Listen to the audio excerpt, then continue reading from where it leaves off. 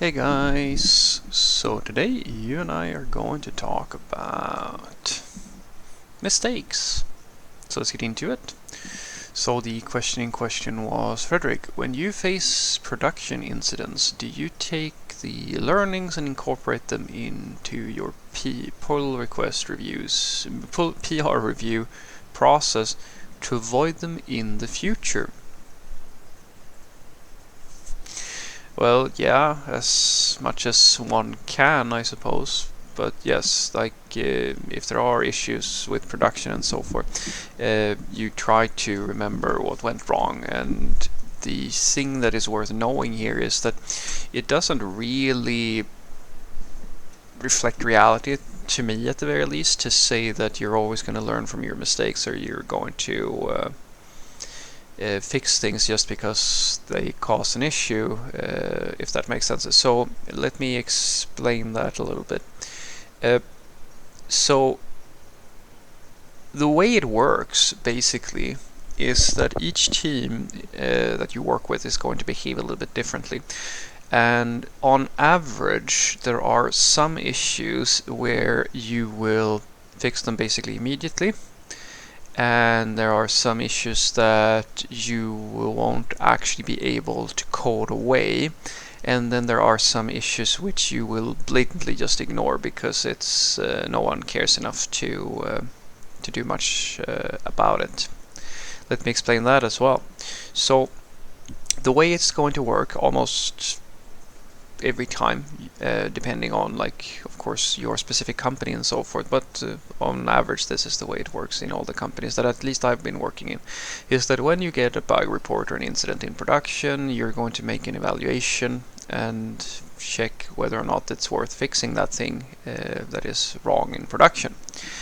And you're most likely going to create a bug card for it, or like some type of representation of the work. Or if it's really critical, or if you're working in a more ad hoc fashion, you're basically just going to create a feature branch immediately and start working. Once that fix is in place, depending on what it is, you may or may not do a post-mortem on the thing, basically meaning that you're going to evaluate why the thing happened in the first place. And here is the key moment now. What led up to the issue and what was the issue is 9 times out of 10 something that is not going to be possible for you to quote-unquote think about in the future. Because 9 times out of 10 it's going to be, even if you try your hardest to push people to use test-driven development, etc., almost every production issue you're going to have is down to either some type of faulty design with an external system or something like that, or it's going to be down to a human mistake of some sort, almost always, if you're working with good people. It's very, very rare that it's going to be something that you consciously can control in the moment. Basically what I'm saying to you is that even if you ask people to write unit tests, even if you ask them to write integration tests, etc., most of the time the issue is going to be in a logical sense, if that makes sense. Like, your production issues are going to be much more dependent on things that are very, very difficult to scrub away and to, in many cases, learn from, if that makes sense. You can absolutely learn from your mistakes. I'm not saying that you're not going to. I'm saying that it's very difficult for you to do more than go through the experience and then sort of remember what happened last time. But unfortunately, if the thing that happened last time was one of those sort of things where people don't really, well, you don't fret so much about it, it's very likely that you may not have exactly that issue again, but the mistakes that you made that led up to that issue, such as, skipping unit tests, or just being lazy one day, or being tired, or being distracted, and rogue pushing something that you were quote-unquote sure was going to work, so forth. All that stuff is probably still going to happen, because as I like to say, consistency over time is not a human, like it's not something that humans are good with. We are very, very good at getting excited and being really, really good at something and for a short period of time, but it's very difficult to change behavior over time. And it's even increasingly difficult to do that, like right now. Yeah, and a classic one is as a junior level software developer might be scared shitless to release something into production. Uh, and like they're gonna feel really, really bad usually when something breaks. But once the fear and anxiety is over, 5-6 months later or whatever, you're not gonna feel the same way anymore. You're mostly, like, your memory's probably, you might still be intimidated when it comes to moving something out into production, but you're not gonna have that same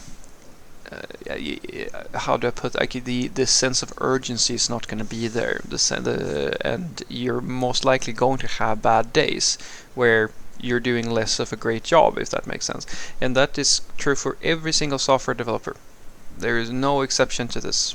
And this is the thing that I think is very important for a lot of companies and teams to understand, that the cost of making a mistake as a software developer is usually that production breaks or some type of issue happens, and those mistakes are inevitable because you're dealing with humans.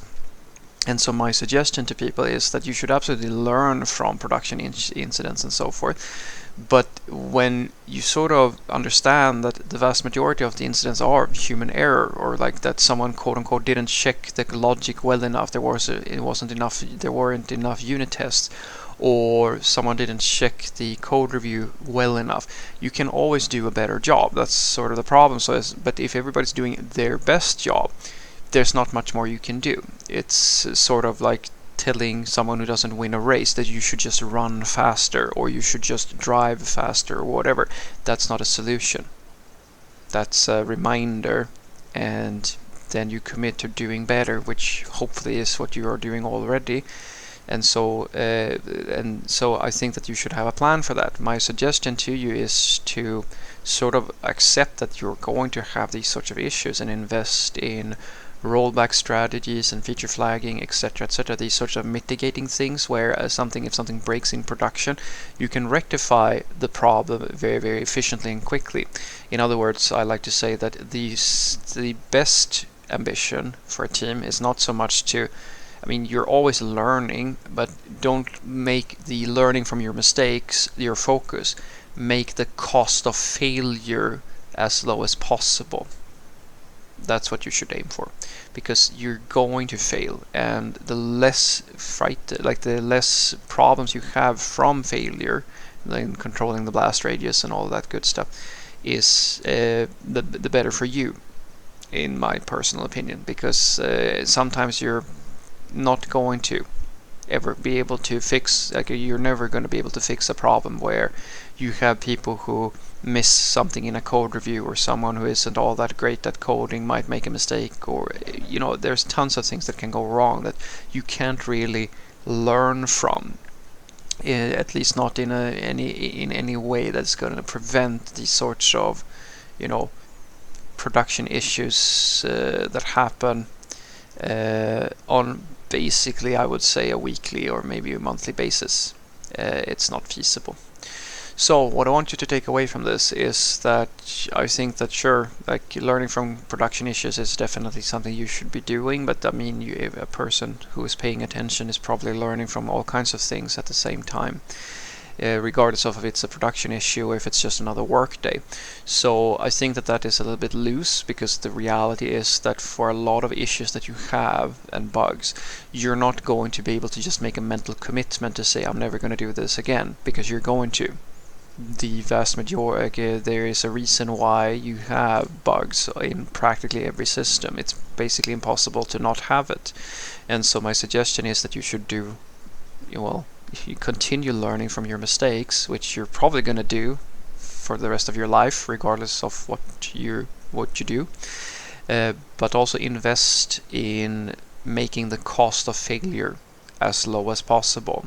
And you usually do that best by having basically rollback strategies, feature flagging, etc., etc.